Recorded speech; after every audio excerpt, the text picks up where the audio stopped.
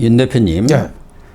지금 민주당은 15일, 예. 25일 예. 이 두 개 1심 선고, 예. 그리고 그 14일에는 또 김혜경 1심 선고도 있습니다. 예. 이 폭풍을 막기 위해서 예. 정말 발악을 한다고 해야 할까요? 그렇죠. 그래가지고 장 내외에서 할 수 있는 모든 수단을 총동원해가지고 대반격에 지금 나서는 모양새 같아요. 그렇죠. 그러니까 두 가지를 하고 있어요.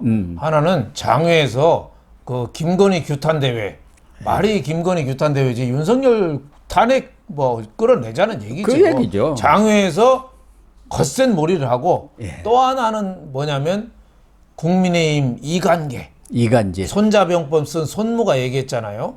예, 말 몇 마디로 상대방을 갈라치게 하는 이관계가 적을 이기는 가장 쉬운 방법이다. 예. 그러니까 윤석열 대통령하고 한동훈 대표 싸우는 거 지금 박수 치면서 한동훈 잘한다고 계속 손 흔들고 있어요. 지난번에 재보궐 선거 때 그 이재명이가 바로 그 한동훈 쪽 얘기했잖아요. 아, 축하한다고. 네, 그러니까요. 축하한다고. 그날 그 대표회담 하자. 이재명이 또 제안했잖아요. 그 다음에 그 윤 대통령하고 한 대표 하는 날, 회담하는 날, 그날 그 실무팀 발족시켰어요. 예. 이재명, 한동훈 실무팀. 그거 뭐예요? 계속 좀 잘 싸우라는 얘기죠. 예, 그래서 지금 계속 그 싸움을 좀 부채질하고 있다. 이런 생각이 좀 듭니다. 그래서 이재명 대표는 최근에 그 알렐레오 북스라고 네. 알렐레오라고 있지 않습니까? 네, 네. 원래는 유시민이 만들었는데 네, 네, 지금은 네. 노무현 재단 뭐 유튜브라고 하는 것 같은데 거기 나가가지고 지금 합법을 가져간 연성 친위 구테타가 진행되고 있다. 이 친위 구테타 하고 있다는 거예요. 그러면서 이 과거 군부 독재나 그런 시대에는 그 당사자 개인을 상대로 해서 물먹이고 그러니까 물고문하고 전기로 지지고 전기고문. 야, 이재명이는 그거 한 번도 안 당해본 사람 아닙니까? 그럼요. 그런 사람이 당사자만 집중 탄압했다면 지금은 영장 그리고 공권력을 갖고 사람 그 개인과 주변을 탈탈 털어가지고 탄압을 하고 있다. 그 중에 나도 들어가고 있다. 이렇게 얘기를 했어요. 그러니까 이재명으로서는 지금 자기가 억울하게 탄압을 받고 있다. 그렇죠. 이 주장을 한 거 아니겠습니까? 15일 날 뭐 공직선거법, 25일 날 위증 교사에 대한 판결이 나오기 전에 계속 뭐 윤석열 정권이 독재, 군부 독재 같은 그 무지막지한 정권이다. 이걸 계속 떠드는 거죠. 한데 지금 독재나 했으면 좋겠어요. 저렇게 힘없는 독재가 있습니까? 오히려 입법 독재죠. 아무 힘도 없고 자기네끼리 싸우느라고 정신없는 당이 무슨 독재를 해요. 그래서 저런 거는 말도 안 된다. 이런 생각이 들어요. 또 김민석 같은 경우는 한수 더 뜨더라고요. 한수 더 뜨는 정도가 아니라 이 김민석이는 완전히 이재명 호위무사 정도를 넘어서 이재명이 딸랑이가 돼버렸는데 서울시장을 노리고 그러는 모양이에요. 정말 어제도 26일에도 뭐 꼭 일요일에는 또 기자간담회를 열어갖고 자기가 스포트라이트를 받고 언론 플레이를 하더라고요. 그렇죠. 일요일 날에 뉴스가 별로 없거든요. 옛날에 안철수 의원이 일요일 날 잘했어요. 그랬었죠. 일요일 날 뉴스가 없으면 일요일 날 오전 10시나 오후 2시에 국회에 가서 기자회견하고 그랬어요. 그러면 일요일 날 기사거리가 없거든요. 그러니까 일요일 저녁 뉴스, 월요일 날 신문에 말 크게 나오니까. 근데 김민석도 뭐 어제 그런 얘기 했대요. 형법상 외환 유치 예비 음모죄다.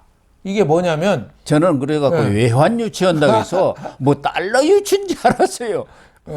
그러니까 전쟁을 촉발하는 바람 잡아서 전쟁을 나게 했나 이거죠. 그래서 뭐 이거는 외국 환란 그걸 그러니까 그렇죠. 우크라이나 환란을 우리나라로 유치한다 그렇죠. 그 얘기 아닙니까? 그렇죠. 우리나라에 전쟁 나게 해서 지금 윤석열 대통령 지지율이 코너에 몰렸는데 이거를 전쟁으로 덮는다. 뭐 이거를 하는 건데 그 발단이 계긴 핑계가 뭐냐면 한기호 왜 국민의힘 의원이 삼성 장군인가 되죠? 그렇죠. 출신이요.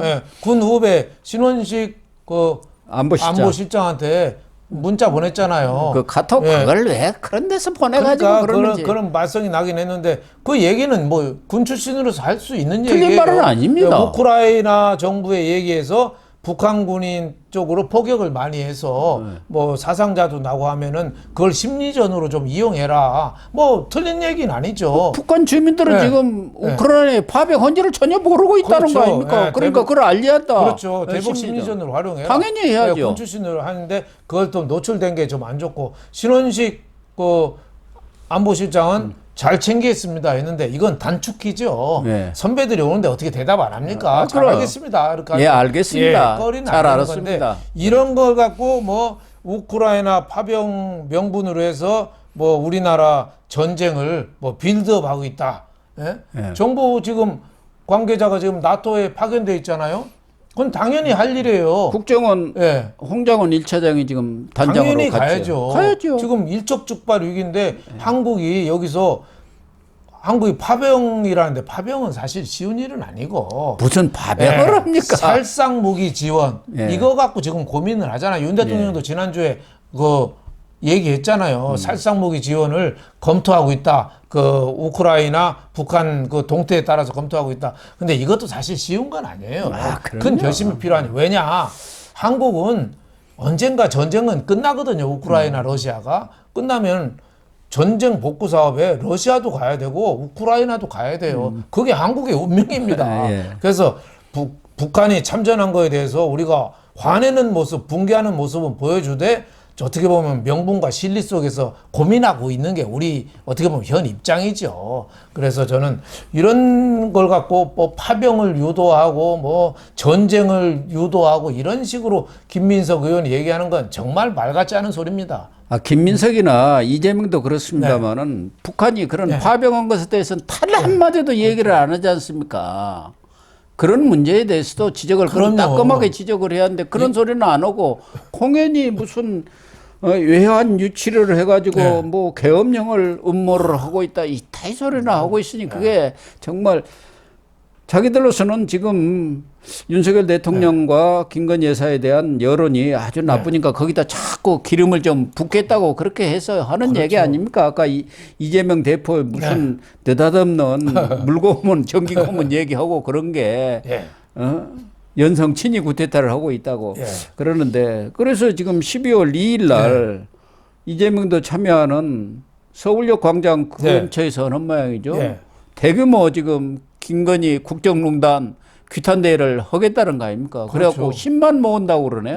돈도 많은 모양이에요. 네, 그러니까 지역구에 다 동원령 내린 모양이더라고요. 뭐 민노총도 모으고 뭐 여론 모아서 좀 뭐 이 지금 빌드업을 하고 있죠. 예. 이게 안 모이면은 체면이 안 서는 거 아니에요? 그러니까 사실상 윤석열 규탄 탄핵을 위한 규탄 대회를 뭐 포장은 김건희 규탄 대회인데 뭐 김건희 규탄 대회니까 뭐 어느 정도 국민 여론에 부합하는 측면이 있는데 결국 이재명의 목적은 11월 15일 날 25일 날 자기에 대한 1심 판결을 앞두고 여론 몰이에 와서 대통령을 정권을 코너로 몰고 가자 뭐 이런 의도라고 볼 수 있겠습니다. 장례에서도 예. 김건희 특검법을 14일 날 지금 네. 본회의에 상정해갖고 처리하겠다 네. 그런 생각인 것 같아요. 15일 날 하루 전에 예. 그리고 이게 만약에 거부권이 행사되면 또 28일 날 28일 날 예. 재표결에 들어가게 되는 거죠. 예. 그래서 장내외에서 어떻게든 이 1심 판결에 동의하는 네. 여론을 지금 잠재우기 위해서 김건희 특검 윤석열 탄핵 쪽으로 네. 몰고 가겠다 그 얘기 아닙니까? 그렇죠. 그러니까 뭐 이재명의 속셈은 뻔합니다. 자기 이번에 1심 나오지만은 이제는 뭐 조희대 대법원장이 판결 더 이상 늦추지 말자는 거 아니에요. 예. 자칫하면은 이 다음 대선에 출마도 못하게 생겼으니까 최대한 정치적인 이슈로 만들어서 판결을 최대한 늦추고 물타기를 하자 이거죠. 그래서 그 판결 나오기 전에 윤 대통령 끌어내려가지고 네. 다시 선거 와서 그래서 지금 나오면 내가 되는 거 아니냐. 이런 조기 대선 오면은 그렇죠. 따놓은 당선이다 그 그렇죠. 얘기 아닙니까? 꿈도 야무지죠. 이거는 예. 뭐 말도 안 돼서 제가 보면 하느님이 지금 있는 한 이재명은 벌받게 돼 있어요. 예. 하지만은 지금 걱정이 이제 하나 되는 부분이 우리 애국적인 유권자들, 애국 시민들 이런 분들이 걱정하는 게 저런데 윤 대통령하고 한동훈 대표하고 저렇게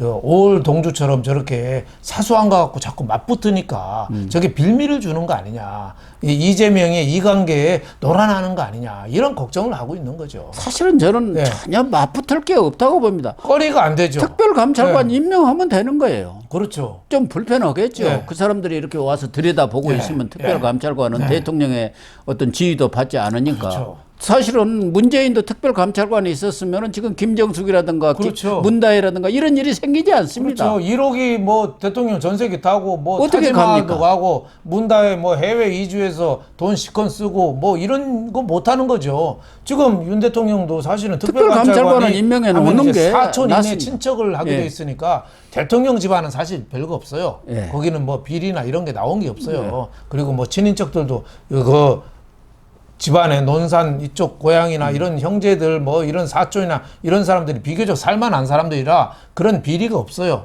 지금 문제는 김건희죠. 뭐 김건희하고 김건희 엄마. 그것에 대해서 최원순이 윤석열 대통령이 단호하게 딱 결단을 내리면 되는 거 아닙니까? 그렇죠. 그게 무슨 문제가 그렇죠. 됩니까? 그걸 안 하니까 그걸 하라는 거 아닙니까? 안 하면은 특별감찰관이 안 나면은 아마 그 국민의힘에서 이 11월 28일 날 그 김건희 특검법 재표결 때 지금 이탈자가 좀 더 나올 가능성이 있어요. 이거 통과되면은 특검을 이재명이가 임명하거든요. 이거는 안 됩니다. 이거는 안 돼요.